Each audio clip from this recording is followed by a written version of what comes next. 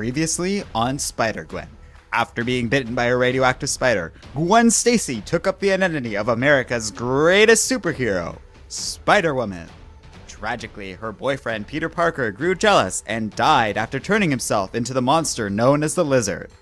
Soon Gwen became viewed as a menace as a result of J. Jonah Jameson publicly declaring her as such. Later, a lackey of Kingpin named Matt Murdock hired a hitman to kill her father, Captain George Stacy. Though the captain was saved, he was shocked to discover that the masked vigilante he has been pursuing was none other than his own daughter?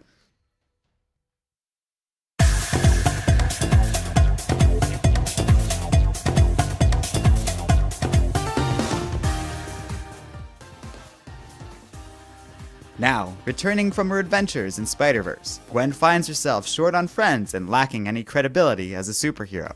She gets a call from her dad, but ignores it as she has not spoken to him since he discovered her dual identity as Spider-Woman.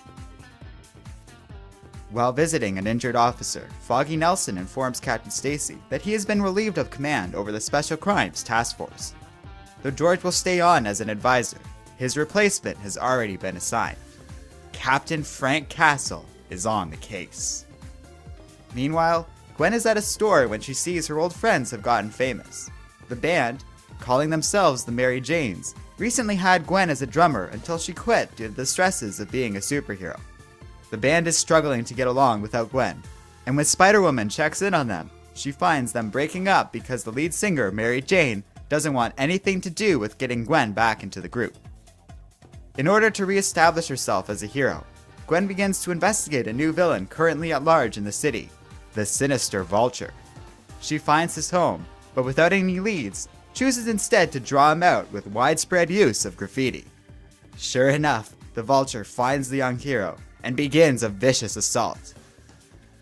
Gwen manages to snare him with a web, but the Vulture simply begins to fly away with the young girl in tow. Spider-Woman realizes she has made a critical mistake, and with the Vulture flying too far and too fast above ground, the villain cuts the web line, leaving Gwen to fall to almost certain death. On the ground, Spider-Woman has dropped her phone and is unable to hear her father calling once again.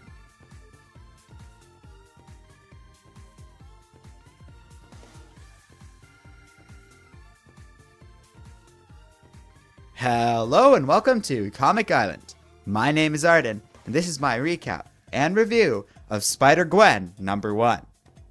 Man, I was excited to do this one. Heck, everyone was excited about this comic. After her introduction during the Edge of Spider-Verse miniseries, this character was so well received she got her own series. And from what I've heard from comic book stores, even people who haven't bought comics in years or even decades are coming in to pick up this story. Spider-Gwen has rapidly become a big deal, so my expectations, along with everybody else, was pretty damn high for this comic. And sadly, I think that's the exact problem with Spider-Gwen #1. I probably expected too much out of this comic, which left me feeling a little disappointed. Sadly, I think all the hype that Spider-Gwen produced will actually wind up working against it for this reason, as a lot of people are going to take a look at this comic and feel a little let down. And it's not really the creative team's fault. First issue comics are tough. You need to cover a lot of ground to establish a new story in a very small amount of pages, while also drawing the reader in and keeping them interested. Don't get me wrong, this was a solid introduction that on the whole I enjoyed. There are a lot of positives to say about this comic. I like the idea of Gwen being in her own little universe, giving the writer freedom to make his own interpretation of Marvel characters. We've already seen drastically different versions of characters like Peter Parker, Matt Murdock, and even Frank Castle, and I'm really looking forward to getting more of these alternate takes on these long-established characters.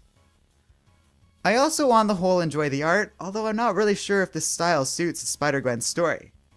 It can be hard finding the right match between writer and artist, and even harder for them to learn to work together properly. And from what I've seen, Jason Latour and Robbie Rodriguez, the creative team behind this series, haven't quite figured this out yet. There's also at least 2 really obnoxious references to old Mary Jane dialogue that really bummed me out for some reason.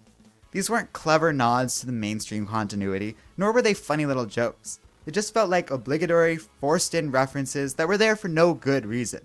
Reusing the old "face it, tiger, you just hit the jackpot" line is about as mundane as comics get, and at this point way too overdone to be anything but annoying to me. I also really don't like how Gwen's earlier appearances are so vital to understanding what's going on in this comic. I think that was a terrible decision. Not everybody read Edge of Spider-Verse #2, so I guarantee you a ton of people bought this comic and had no idea what was going on at the start of this story. For something labeled as issue 1, that's a bad choice overall, and one that could cost this series in the long run. But like I said, I on the whole enjoyed this comic. Most of it was funny, and I really want to read more of this series, which is the exact impression any good first issue should leave you with. In spite of all these problems, I do recommend you check out Spider-Gwen. I just wanted this comic to be exceptional.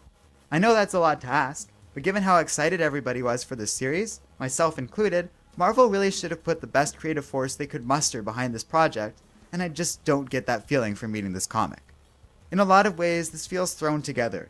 Marvel definitely didn't plan on doing this series, we know that, and I get a rather depressing sense that they just rushed it out to capitalize on Gwen's unexpected popularity. Now, it's still a good comic, just not the best. As an introduction to a new series, I do think you should judge this one for yourself. I don't want my review to come across as though I don't like Spider-Gwen #1.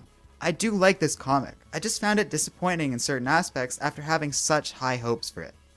This is a solid start to a new series. I see a lot of potential for greatness in this, and I'm willing to give it time to develop into something special.